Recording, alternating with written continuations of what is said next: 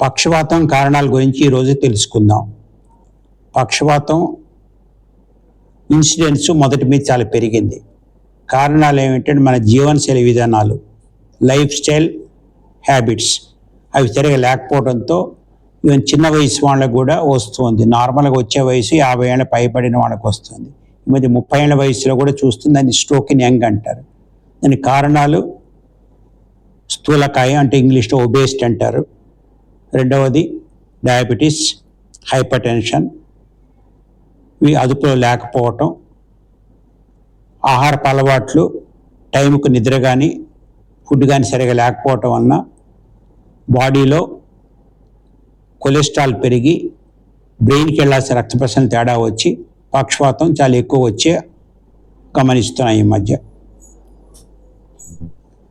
దీన్ని అదుపులో పెట్టుకోవడం చాలా చాలా ముఖ్యం.